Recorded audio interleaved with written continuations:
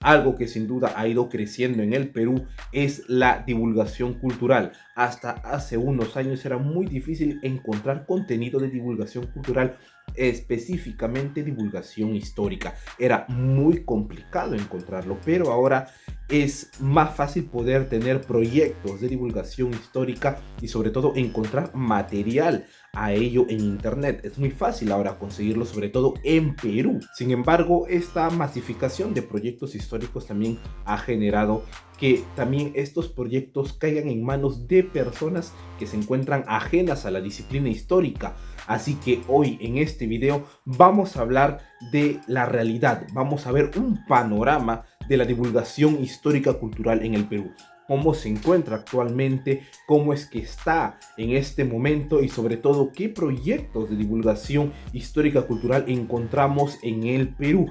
Este tema es muy interesante, quizás este video dé mucho de qué hablar, vamos a hablar de todo en realidad, así que si estás interesado quédate en este video porque hoy vamos a hablar acerca de la realidad de la divulgación histórica en el Perú. Como siempre estamos acostumbrados en este canal, vamos a ir paso por paso. Todo lo que vas a ver en este video está referenciado en bibliografía, está escrito en libros y en esta ocasión tengo que citar no un libro, no voy a citar un libro, sino voy a citar una tesis. La tesis se titula Lo vi en internet, reflexiones acerca de la divulgación histórica en el Perú. Esta es una tesis realizada por la historiadora Marilyn Céspedes. Es una tesis muy interesante que justamente nos abre, nos da un panorama acerca de la realidad de la divulgación histórica en internet en el Perú. Y para esta ocasión tengo que justamente citar esta tesis porque habla acerca de los proyectos de divulgación cultural histórico en el país. Así que si estás interesado en leerla, esta tesis a más profundidad, te dejaré el link aquí abajo en la descripción de este video para que tú puedas también revisarla. Es un tema muy interesante, así que vamos rápidamente con el desarrollo de este video. Según se indica en el documento, de manera breve se nos explica que el contexto que atraviesan las sociedades influye fuertemente en la forma de producir el conocimiento histórico y en la adopción de herramientas y canales para comunicarlos, desde los relatos transmitidos de manera oral hasta la aparición de la imprenta, la aparición de la radio y la televisión, y luego con la llegada de Internet. Justo el Internet produjo lo que se denomina como la democratización de la información, ya que ahora cualquier persona en el mundo puede tener información de cualquier tipo con tan solo tener algún dispositivo a la mano, ya sea un teléfono móvil o una laptop también, por ejemplo. Sin embargo, esto también es un factor por la cual cualquier persona que no está ligada a las ciencias históricas puede acceder a este contenido y realizar su propia divulgación sin tener la metodología para ello. La autora clasifica los proyectos de divulgación histórica en el Perú en tres: proyectos con perspectiva histórica, proyectos con perspectiva homohistórica y proyectos de divulgación que comparten recursos historiográficos. Así que basándonos en esta clasificación, vamos con el desarrollo de este video.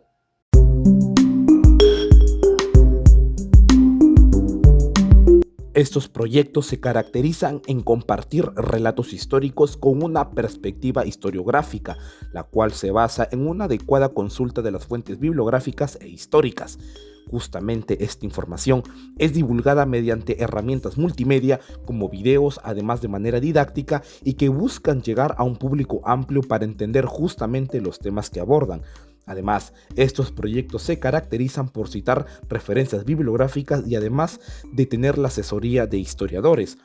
Algo que resaltar, y es que es fundamental para la historia, es que estos proyectos reconocen la complejidad de los diversos procesos históricos y además promueven a la audiencia a que ellos realicen una investigación personal. Proyectos de este tipo en Perú, citados en esta tesis, tenemos al reportero de la historia de los historiadores Juan Antonio Lam, Christopher Cornelio y Marcos Alarcón. También está la Biblioteca de Merlín del historiador Merlín Chambi, por las rutas de la curiosidad del abogado Jorge Juárez y el ingeniero de sistemas Daniel Tucto, y también Proyecto Panaca de la abogada y educadora Iris Orellana y el ingeniero de sistemas Carlos León. Ahora, conociendo esto, vamos rápidamente con el desarrollo del punto número 2, que es de los más interesantes de los tres y que además también le haré bastante énfasis, ya que considero como un peligro para la divulgación histórica en el país.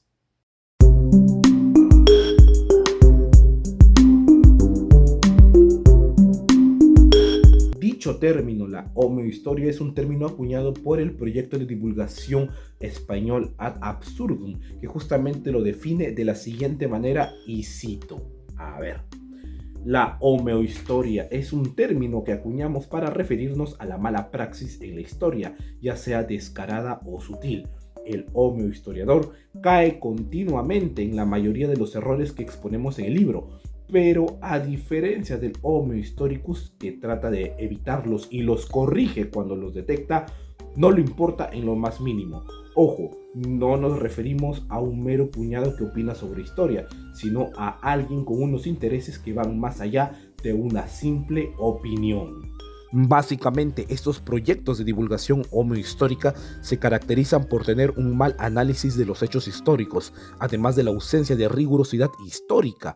Estos proyectos tienen una tendencia a mostrar una distorsión de los hechos y simplificar a narrativas complejas, además de que este tipo de contenido está orientado a construir un discurso político y legitimar también posturas políticas que utilizan a la historia como un mecanismo de defensa. O sea, estamos hablando de desinformación y distorsión de la historia con fines políticos. Y ojo, la desinformación es un mal que afecta a muchas disciplinas y no solamente a la historia.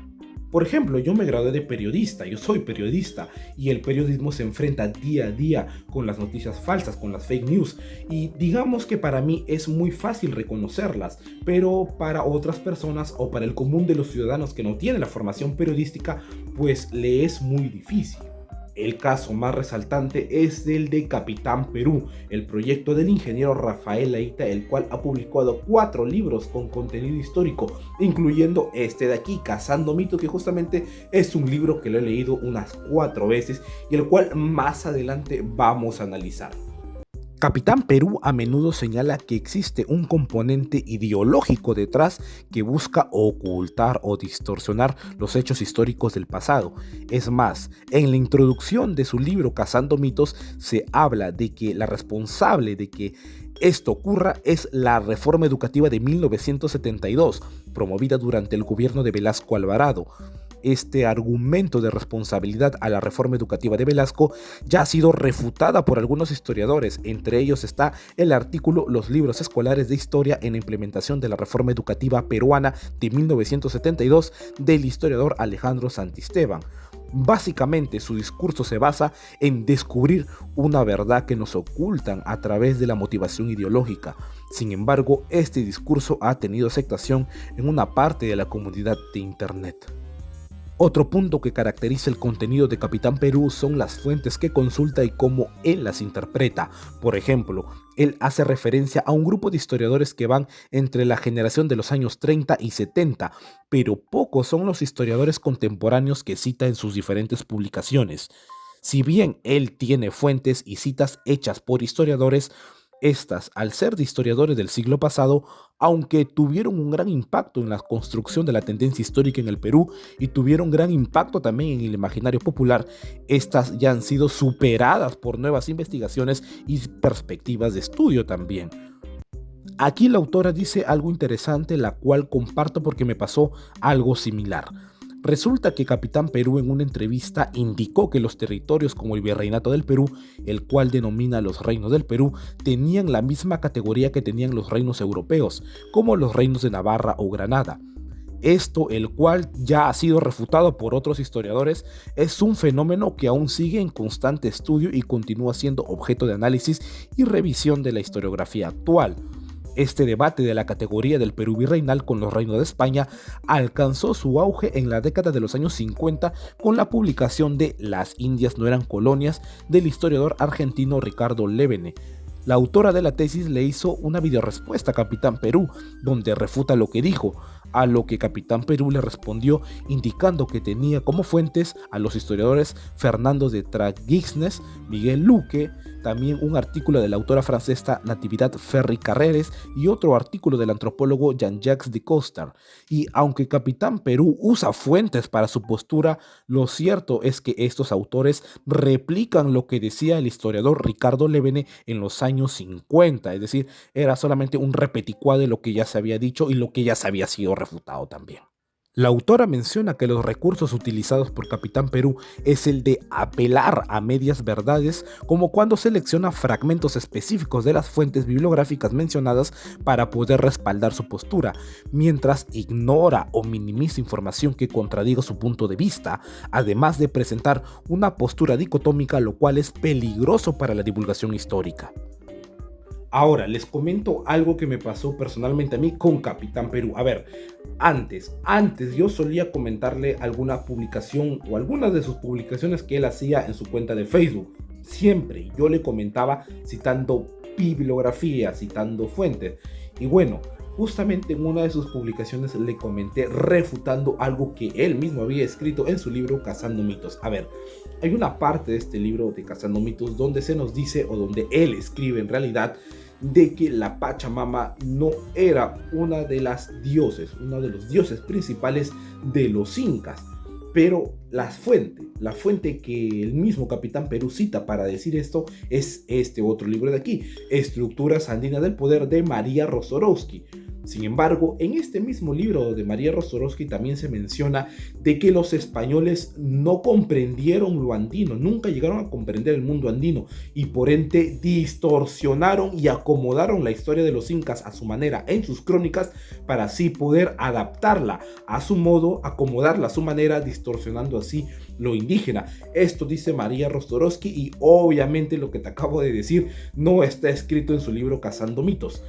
Cuando yo le pregunté acerca de por qué no había colocado justamente eso en su libro, lo que me contestó fue de que esa interpretación de Rostorovsky era algo que él aún no resolvía.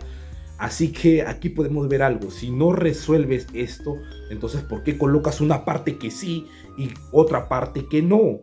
Entonces aquí, así como también menciona la autora de la tesis, podemos ver una manipulación de la historia citando medias verdades, o sea, una parte sí, pero la otra parte no, y justamente es una parte donde justamente hace ver a los españoles como algunos de los entes que distorsionaron la historia de los incas, algo que él justamente no coloca en su libro.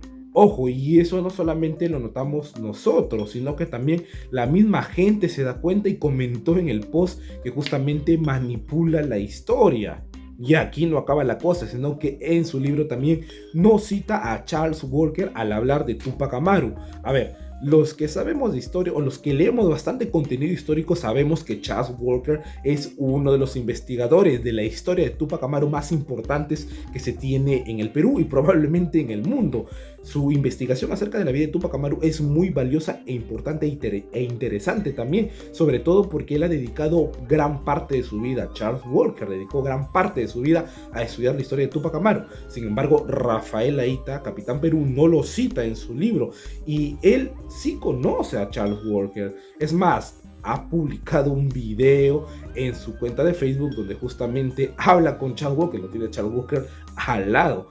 Y es interesante de por qué no lo cita. Y es que en los libros de Charles Walker, de la rebelión de Túpac Amaru, de Túpac Amaru Gamarra, de colonialismo en ruinas, justamente refuta todo lo que Capitán Perú escribe en su libro Cazando Mitos acerca de Túpac Amaru. Y es muy interesante de por qué no lo cita. Es muy interesante cómo distorsiona esta idea o esta parte de la historia a un modo de que podemos ver una visión dicotómica de esta. Algo sí y otro no, es decir, apela a medias verdades. Y eso no acaba aquí, ya que Capitán Perú hay una parte en su libro donde habla acerca de la extirpación de idolatrías y no cita a Sabine McCormack, que justamente tiene un libro muy interesante acerca de la extirpación de idolatría, religión en los Andes, que es este libro que tengo aquí en la mano. Sin embargo, sí cita a Sabine McCormack para hablar de Pauyuinca. O sea, cita a Sabine McCormack para hablar de un tema, pero no de otro que justamente refuta todo lo que él escribe acerca de ese mismo tema. O sea, estamos viendo que en su libro hay, o al menos en mi perspectiva, quisiera saber otras personas que han leído el libro, de que apela a medias verdades, a visiones dicotómicas de la historia. No sé si solo hace adrede o porque simplemente desconoce lo amplio y lo complejo que es tratar a la divulgación histórica, al menos en este país. Finalmente, y volviendo al discurso de Capitán Perú en responsabilizar al componente ideológico detrás de ocultar la historia, es que ignora que el componente ideológico es un elemento que está inherente en la escritura y la difusión de la historia, que se ve reflejada a través de la selección e interpretación de hechos históricos. Sin embargo, reconocer esta influencia no implica necesariamente una manipulación de los relatos históricos, sino más bien que cada relato histórico es el resultado de una construcción subjetiva que revela la cosmovisión y perspectiva de cada autor. Según la autora, lo que probablemente esté sucediendo con Capitán Perú es el desconocimiento de lo complejo que es el circuito de creación y divulgación de la historia, que nos permite ser conscientes de que la forma en que entendemos los sucesos del pasado está influenciada por diferentes elementos y puede así también transformarse a través del tiempo. Es decir, la historia no es algo que queda, sino que es algo que puede transformarse a la vez y a la par en el tiempo. Antes de pasar al punto número 3, voy a citar aquí 3 libros que justamente nos habla cómo es que se trabaja con la historia. A ver, primero voy a citar el libro Cómo escribir historia del historiador Marcos Cueto, que justamente es un libro que siempre recomiendo leer para poder justamente entender cómo es que se escribe la historia, cómo es que se forma la historia y cómo es que se publican artículos históricos. Y, por ejemplo, si queremos saber la perspectiva de los historiadores a lo largo del tiempo, a lo largo de la historia, en diferentes acontecimientos, tengo que citar primero este libro de aquí, que es La visión de los historiadores, que justamente nos habla cómo es que los historiadores han ido amoldando la historia. Depende del contexto, depende del lugar de donde viene, del contexto histórico y del lugar de que se encuentra. Y también otro ejemplo, y aquí es un ejemplo más específico, es este de aquí, La independencia del Perú. Justamente este libro, esta edición de la independencia del Perú, que justamente es conseguida y concebida. Justamente este libro nos habla de cómo los historiadores amoldaron justamente de acuerdo a su contexto la historia de la independencia del Perú. Muy interesante, así que estos 3 libros cito para que también puedan entender cómo es que se forja el conocimiento histórico de acuerdo al contexto. Es decir, la historia no es un único solo relato, sino que este va cambiando de acuerdo al contexto histórico en el que se desarrolla, al lugar donde viene y sobre todo al tratamiento informativo que se le da.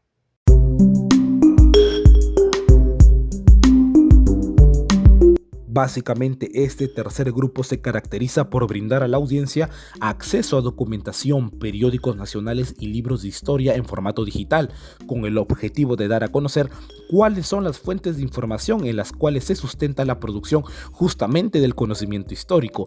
Es decir, se basan en compartir fuentes y documentación en las que se basan para compartir el conocimiento histórico. Lo interesante es que este tipo de proyectos, a pesar de ser contenido especializado, lo hace de manera amena y comprensible para la audiencia que tiene un interés en acceder a las fuentes históricas y no saben, por ejemplo, por dónde comenzar a buscar. Se podría decir que tiene una audiencia objetiva y amplia en este caso, no solamente de personas aficionadas a la historia, sino también para historiadores. Aquí podemos encontrar proyectos como el de la Asociación por la Cultura y la Educación Digital, ACUEDI, del historiador Héctor Huerta Vizcarra y Daniel Arteaga Ferruso. También encontramos el proyecto de divulgación Fuentes Históricas del Perú, conformada por diversos historiadores, como por ejemplo Jair Miranda Tamayo, Carlos Paredes Hernández, Erika Caballero Liñán, Isabel Quispetacuse y el estudiante de pregrado en medicina Pablo Mena y Nostroza. Como podemos ver, hay mucho material de historia y de divulgación histórica en el Perú, desde contenidos históricos, contenidos homohistóricos y de fuentes históricas. Es muy interesante cómo este nicho ha crecido en el Perú, un país que por muchos años ha relegado a la cultura o la ha visto como la última rueda. En realidad todavía se sigue viendo la cultura, lamentablemente, como la última rueda del coche, cuando no debe ser así. Pero sin embargo, este panorama está cambiando. Como vemos, hay proyectos muy buenos, proyectos que deben mejorar y proyectos que citan fuentes. La verdad es que es muy interesante cómo todo este panorama de la divulgación histórica cultural en el Perú ha cambiado. Y sobre todo la tesis de la historiadora Marilyn Céspedes nos da muchas luces de eso. Así que desde esta tribuna le agradezco a Marilyn justamente por compartir esta tesis, compartir sus conocimientos y compartir su investigación, ya que la tesis es una investigación. Este tema se ha tratado muy poco. Probablemente esta tesis sea uno de los primeros materiales bibliográficos en el cual trata la divulgación cultural en el Perú. Así que si estás interesado en leerlo, pues aquí abajo te dejo el link para que tú también lo puedas leer. Y además en esta parte de este video quiero saber tu opinión. ¿Cuál es tu opinión de todo esto? ¿Cuál es tu apreciación? Puedes dejarla aquí abajo en la caja de comentarios. Pero eso sí, ser respetuoso con tu opinión y ser respetuoso con el que no tiene una opinión como la tuya. En esta parte de este video tengo que mandarle un fuerte saludo al gran Manuel Luque el Caminante, a Manuel Hacho y al gran Código Huiracocha por pertenecer a miembros del canal. Muchas gracias por estar aquí. Y si tú también deseas pertenecer a miembros del canal y recibir beneficios exclusivos, pues te invito a que te unas a miembros del canal. Tienes beneficios interesantes y a la vez apoyas a este canal. Pero si quieres apoyar por alguna u otra plataforma, pues aquí te dejo mis códigos de Plin y de Yape por si deseas apoyar por ahí. Todo lo recibido, todo lo recaudado será de manera beneficiosa para el canal y eso se va a ver en la realización de los videos. Pero, si deseas también saber qué es lo que vengo realizando en este y en otros proyectos, pues te invito a que sigas mis otras redes sociales. Aquí dejo algunas capturas de pantalla, puedes ir a chequearlas. Los links están en la descripción de este video. Mi nombre es Daniel, esto es Curiosum Break y nos vemos en un próximo video aquí en este canal. Hasta la vista.